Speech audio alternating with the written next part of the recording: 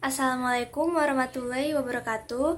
Perkenalkan, nama saya Amelia Nadakana dengan NIM 06141282025035. Di sini saya akan membahas tentang Pancasila sebagai paradigma pembangunan nasional dan politik. Sebelum itu, kita perlu mengetahui apa arti paradigma. Paradigma sendiri dapat diartikan sebagai kerangka pikir, kerangka bertindak, acuan, orientasi, sumber, tolak ukur, parameter, arah, dan tujuan.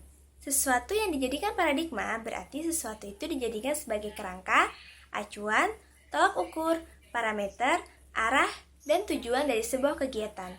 Dengan demikian, paradigma menempati posisi tinggi dan penting dalam melaksanakan segala hal dalam kehidupan manusia. Pancasila sebagai paradigma artinya nilai-nilai dasar yang ada pada Pancasila akan menjadi dasar, kerangka acuan, dan tolak ukur dari semua aspek pembangunan nasional yang dijalankan di Indonesia. Pembangunan nasional memiliki arti yang luas, yaitu membangun masyarakat Indonesia seutuhnya. Pancasila dapat dijadikan paradigma pembangunan nasional karena nilai-nilai Pancasila dapat diterapkan dan sesuai dengan perkembangan zaman. Dalam kaitan dengan politik, maka dapat dikatakan bahwa Pancasila sebagai paradigma pembangunan politik, yaitu sistem politik yang ada di Indonesia harus dikembangkan atas dasar nilai-nilai yang ada di Pancasila, yaitu nilai ketuhanan, nilai kemanusiaan, nilai persatuan, nilai kerakyatan, dan nilai keadilan. Perilaku politik baik dari warga negara maupun penyelenggara negara harus didasarkan atas nilai-nilai yang ada di Pancasila, sehingga menghasilkan perilaku politik yang santun dan bermoral. Namun, jika kita lihat dalam kehidupan sekarang, masih ada penyelewengan dari Pancasila sebagai paradigma pembangunan dan politik. Contohnya seperti korupsi yang masih melanda Indonesia. Korupsi adalah sebuah tindakan di mana seseorang menyalahgunakan uang negara secara diam-diam untuk kepentingan pribadi ataupun kepentingan lain yang bukan menjadi urusan negara.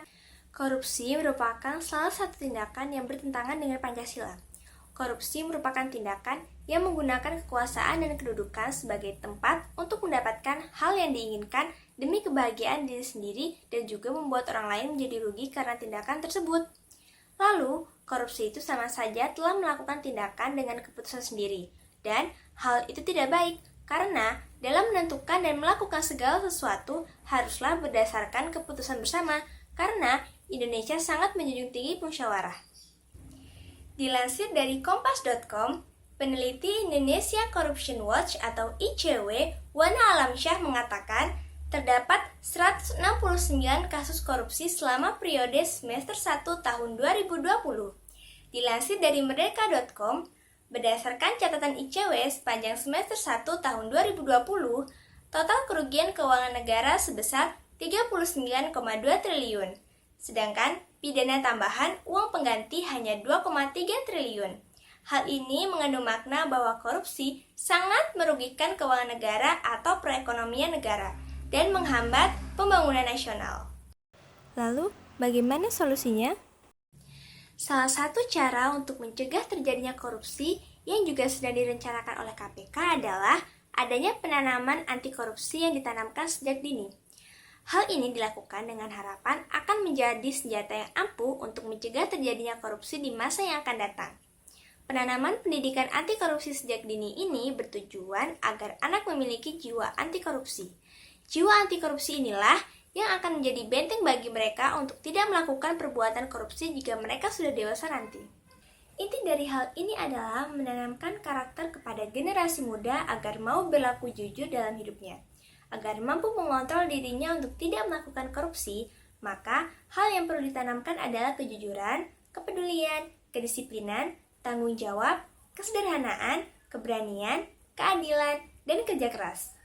Sikap-sikap ini sebaiknya ditanamkan pada anak sedini mungkin, agar menjadi sebuah kebiasaan dan pandangan hidup yang lama-kelamaan kebiasaan ini akan membentuk menjadi sebuah karakter.